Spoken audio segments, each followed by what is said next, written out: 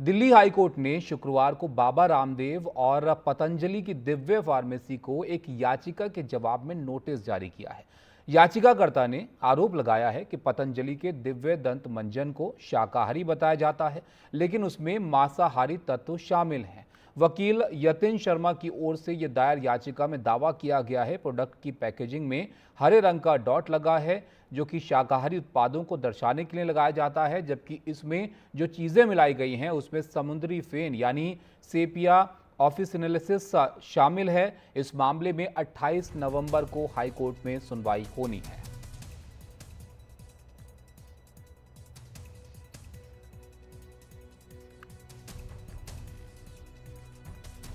हमारे साथ दो मेहमान इस पर चर्चा के लिए जुड़ रहे हैं। यतिन शर्मा हैं जो कि याचिकाकर्ता हैं इस मामले में, और रमेश शरण जी हैं जो कि सीईओ हैं उर्मुल एनजीओ के, जो इस सिलसिले में जो है काम करते हैं।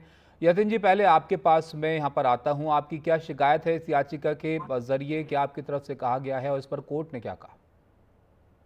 एक्चुअली इसमें जो ये प्रोडक्ट है दिव्य मंजन, इसके ऊपर ये ग्रीन डॉट लगा के अपनी official website Patanjali Ayurveda .net पे ये लोग बेच रहे हैं। और ये स्वयं मान रहे हैं स्वामी रामदेव जी कि इसमें एनिमल बेस्ड प्रोडक्ट डला है। ओके, तो यहाँ पर आपका ये कहना है कि यहाँ पर जो ग्रीन डॉट लगाया गया है, जो कि यहाँ पर होता है शाकाहारी उत्पादों के लिए, उसके जी बावजूद जो इंग्रेडिएंट इसमें इस्तेमाल किए गए हैं उसमें मांसाहारी तत्व जो है, और ये एक तरह से आप मानते हैं कि ये गलत है, गलत जानकारी यहाँ पर देकर ये प्रोडक्ट को सेल कर रहे मिसलीड और मिस ब्रांड करके प्रोडक्ट को बेचा जा रहा है। हैं। और उसी के अगेंस्ट में हम दिल्ली हाईकोर्ट में गए। कंप्लेंट ऑलरेडी फाइल थी, उसके बाद हम लोग यहाँ पे गए। साथ में इसी प्रोडक्ट के ऊपर एक ओम का सिंबल लगाते हुए बेच रहे हैं, जिससे कि ये सिंबलाइज होता है कि ये हिंदू रिलीजन से कनेक्ट करती है चीज। ओके। तो कोई भी व्यक्ति अगर मार्केट में कुछ चीज परचेज करने जाएगा तो वो एक बार को ये देखता है कि तो इस पे ओम भी लगा हुआ है, ग्रीन डॉट भी है, तो ये वेज ही होगा, तो ये अजम्पशन हो जाती है। अगर आप ग्रीन डॉट लगा रहे हैं तो ये आपकी रिस्पॉन्सिबिलिटी है, आपकी कंपनी की रिस्पॉन्सिबिलिटी है कि फिर प्रोडक्ट्स इंग्रेडिएंट्स भी उसमें बेस्ट जाए। समुद्र फेन जो स्वयं स्वामी रामदेव जी ने अपनी यूट्यूब वीडियो में कहा, एक वीडियो में, कि समुद्र फेन जो है वो एक समुद्र में जो जीव मर जाता है उसका एक अंश है। मतलब जब शाकाहारी अत्यधिक तो फिर किसी भी शाकाहारी तरीके तो से वो नहीं। नहीं हुआ। जी बिल्कुल। जी रमेश जी, यहाँ पर क्योंकि जो भी प्रोडक्ट होता है उसके पीछे उसकी इंग्रेडिएंट्स की जानकारी होती है, और उस लिहाज से ही फिर उसको जो है वो मार्किंग दी जाती है कि इसको येलो माफ़ कीजिएगा ग्रीन डॉट दिया जाएगा या फिर रेड डॉट यहाँ पर दिया जाएगा। तो यहाँ पर अप्रूवल कैसे मिल गया, ये भी एक सवाल होता है।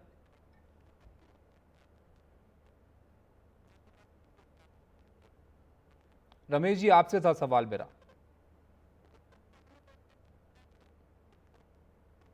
सॉरी, थोड़ा दोबारा बताएंगे जी सवाल। रमेश जी, जैसे कि यतिन जी यहाँ पर बता रहे हैं कि ग्रीन डॉट इस प्रोडक्ट पर जो है वो होता है, जो कि दर्शाता है कि ये शाकाहारी प्रोडक्ट है, लेकिन जो इंग्रेडिएंट हैं इसके वो कुछ और कहते हैं। इंग्रेडिएंट के हिसाब से ही तो प्रोडक्ट है उसको मार्किंग यहाँ पर दी जाती है। तो इस लिहाज से तो ये भी सवाल उठता है कि इनको अप्रूवल कैसे आखिर मिल गया फिर इस प्रोडक्ट के लिए।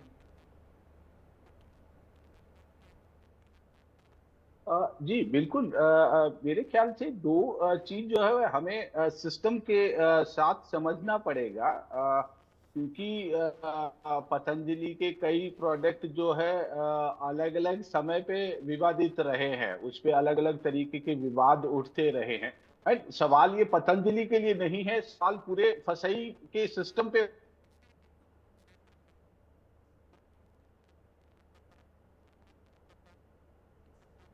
चलिए, रमेश जी की आवाज़ ठीक से नहीं आ रही है, लेकिन यतिन जी आपके पास मैं यहाँ पर लौटता हूँ। कोर्ट में आपने इसकी शिकायत जो है वो की है, लेकिन इससे पहले कुछ और आपने शिकायत करने की कोशिश की यहाँ पर एफएसएसआई में या फिर और कहीं पर कि ये जानकारी जो है वो ठीक लीगल से नहीं दी जा रही है।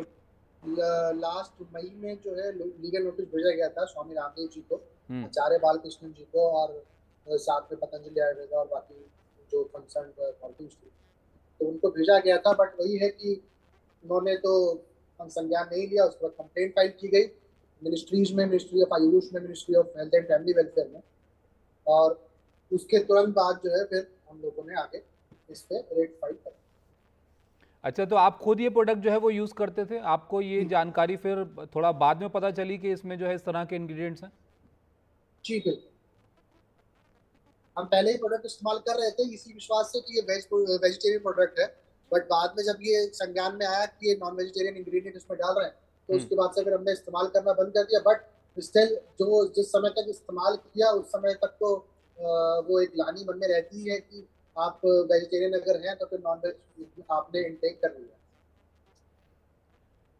जी, बिल्कुल। तो ये जो है वो जानकारी अब जब लगी है तो ज़ाहिर है आपके लिए भी थोड़ा ये हैरान करने वाली बात होगी कि आप वेजिटेरियन प्रोडक्ट समझकर जो है इसको इस्तेमाल कर रहे थे। यतिन जी, आपसे जो मेरा सवाल था, आपकी आवाज़ बीच में चली गई थी। तो ऐसे तो कई तरह के सवाल जो है वो खड़े होते हैं यहाँ पर। फिर अगर इंग्रीडिएंट को देखकर मार्किंग की जाती है तो फिर क्या चेक नहीं किया जाता है ठीक से कि किन चीज़ों से बना हुआ है प्रोडक्ट ये? ये वॉलंटरी होता है, तो कंपनी ने अपने आप उस पर ग्रीन डॉट अपनी ऑफिशियल हाँ। वेबसाइट पतंजलि आयुर्वेदा की ही है। तो पतंजलि आयुर्वेदा ने अपनी ऑफिशियल वेबसाइट पे खुद लगा रखा है हुँ, ग्रीन डॉट। ऐसा कोई अथॉरिटी नहीं है जो ये अप्रूव करे कि ये ग्रीन डॉट आपने लगाना है, रेड डॉट हुँ, लगाना है। ये वॉलंटरी होता है कि आप एक अपने कंज्यूमर को ये बता रहे हैं हुँ, कि ये ग्रीन डॉट लगा के इंडिकेट कर रहे हैं कि ये वेजिटेरियन प्रोडक्ट है, हुँ, इसमें वेजिटेरियन इंग्रेडिएंट लगे हुए हैं। और हुँ। रेड डॉट लगा के आप ये कह रहे हैं कि इसमें नॉन वेजिटेरियन इंग्रेडिएंट है। तो जिसको वेज खाना होगा वो ग्रीन डॉट देख के परचेज करेगा, जिसको नॉन वेज खाना होगा वो उसको कर लेगा। रमेश जी, आपसे भी ये सवाल था मेरा। फिर ऐसे तो लोगों के लिए तो ये काफ़ी दिक्कत वाली बात हो जाएगी। वो तो ये समझकर इस्तेमाल कर रहे हैं कि ये वेजिटेरियन प्रोडक्ट है। अब कंपनी उस पर लिख रही है अंदर इंग्रेडिएंट में कुछ और चीज़ें, और जो डॉट लगा हुआ है वो वेजिटेरियन का लगा हुआ है। जी बिल्कुल। ये अ, वैसे देखे तो प्योर जो है वो पूंजीवाद और जो एक व्यावसायिक सोच जो है वो इसको दर्शाता है कि हम क्या सामान जो है वो क्या कह के बेच रहे हैं। हाँ, एक तरफ जो है पूरी देश के अंदर पूरा ये जो बिजनेस सेक्टर जो है वो सीएसआर की बात करता है, हुँ, पर दूसरी तरफ हमें समझना पड़ेगा कि हम प्रोडक्ट क्या कह के बेच रहे हैं। एथिक्स जो है वो बहुत बड़ा होता है, और पतंजलि ग्रुप जो है इस देश पे जो पूरा प्रमोट जो हुआ था वो एक सर्टेन एथिक्स और नेशनलिज्म के बेसिस पे हुआ था जो है। और अगर इस तरीके से अगर प्रोडक्ट करके एक कस्टमर के साथ जो है वो जी। बिल्कुल मतलब दोनों डिपार्टमेंट के लिए और पूरी जनता के लिए एक चिंता का विषय हो जाता है कि हम सामान बेचने के लिए किसी भी स्तर तक जा सकते हैं। तो बिल्कुल ये एक चिंता की बात है।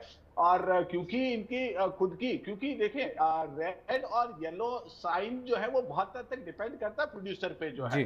कि वो जो सेल कर रहा है वो उस पर क्या निशान लगाता है। फसाई जो है उसको इस चीज के लिए मना नहीं करेगा उसको हाँ। जो है कि आप रेड कह के भी बेच सकते हैं। बट यस, ये बिल्कुल एक